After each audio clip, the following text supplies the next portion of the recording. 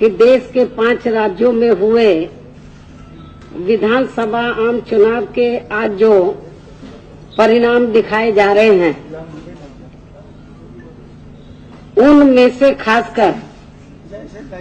उत्तर प्रदेश व उत्तराखंड राज्य के चुनाव परिणाम बहुत ही ज्यादा चौंकाने वाले हैं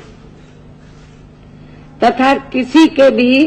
गले के नीचे से उतरने वाले नहीं हैं। शायद आप लोगों के भी गले के नीचे से आसानी से उतरने वाले नहीं हैं। इन दिखाए जा रहे परिणामों से ऐसा साफ तौर पर प्रतीत होता है कि वोटिंग मशीन ने बीजेपी के सिवाय किसी दूसरी पार्टी के वोट को स्वीकार ही नहीं किया है, अधिकांश स्वीकार ही नहीं किया है, या फिर अन्य पार्टियों के वोट भी बीजेपी के ही खाते में चले गए हैं। पार्टी द्वारा प्राप्त रिपोर्टों के मुताबिक, जो मुझे रिपोर्ट मिल रही है, तो पार्टी द्वारा प्राप्त रिपोर्टों के मुताबिक मुस्लिम बाहुल्य इलाकों में भी ज्यादातर वोट बीजेपी को ही चले गए हैं, जिससे इस आशंका को और भी ज्यादा बल मिलता है कि वोटिंग मशीनों को अवश्य ही मैनेज किया गया है। आप लोगों को ये मालूम है कि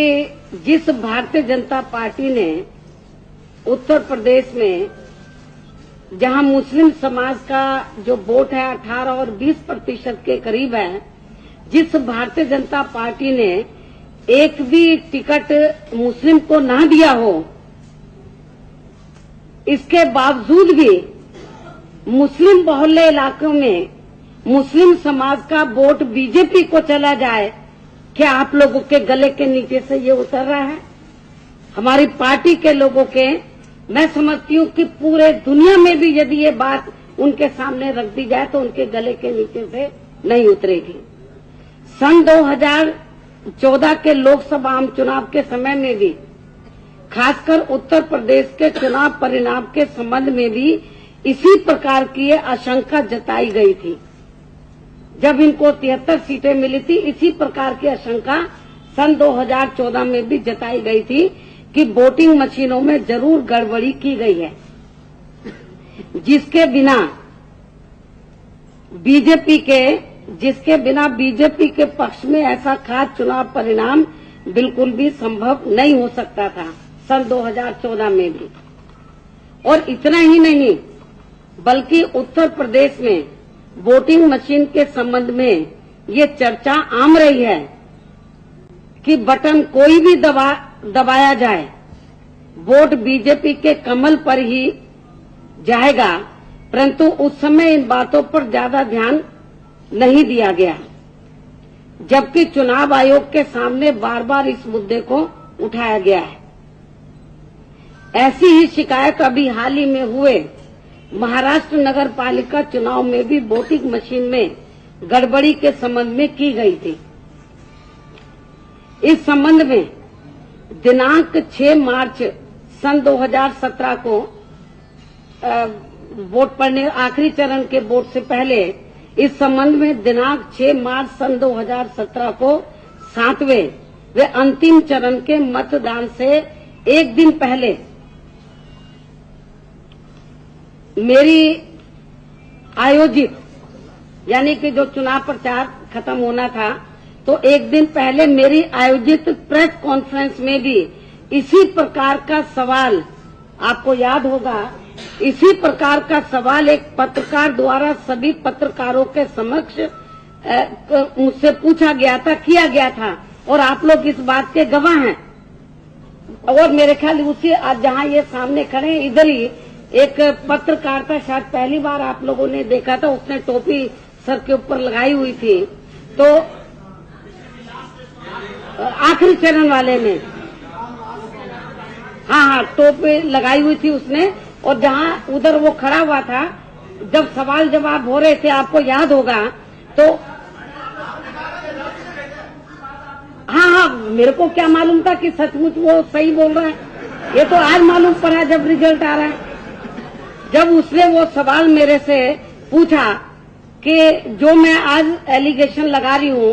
तो वो सवाल जब उसने कहा था कि भाई आपका जो वोट है वो तो आपकी पार्टी के लोगों का या दूसरी पार्टी का, वो तो कमल पे ही जा रहा है। तो मैंने उस पत्रकार की बात पर ध्यान नहीं दिया। मैंने बोला नहीं, आप ऐसे बोल रहे हो, ऐसा कुछ नहीं है।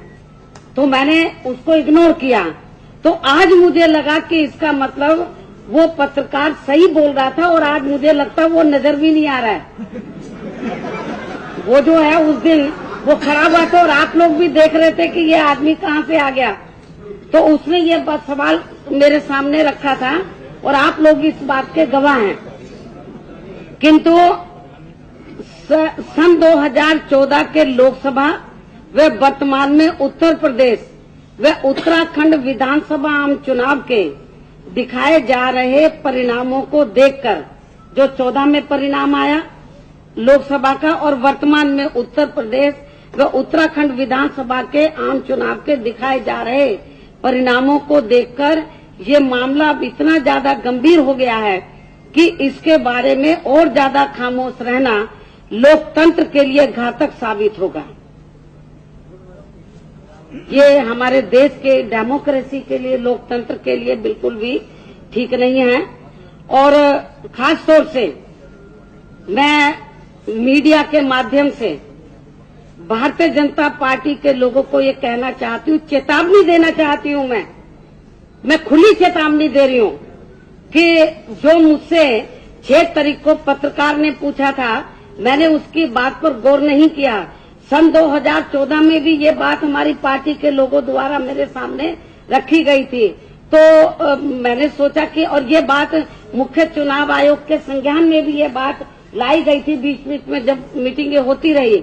तो लेकिन आज जो भारतीय जनता पार्टी के लोग बड़े खुश हो रहे हैं कि उनको पूर्ण बहुमत मिल गया है, उससे ज्यादा उनको सीटें मिल गई हैं। और लेकिन जिस तरीके की गड़बड़ी करके इन्होंने लोकतंत्र की हत्या की है, और ये इन्होंने अपने पक्ष में जो ये बहुमत साबित किया है आज जो उत्तर प्रदेश के अंदर, मैं भारतीय जनता पार्टी के राष्ट्रीय नेताओं को, प्रधानमंत्री श्री नरेंद्र मोदी को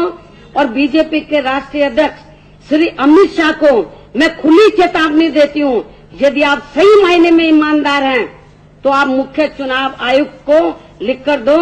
कि ये जो चुनाव है तो हमको सही वोट पड़ा है। यदि वो सही ईमानदार हैं तो ये वोटिंग मशीन वाला जो है चुनाव, तो इसको रद्द कर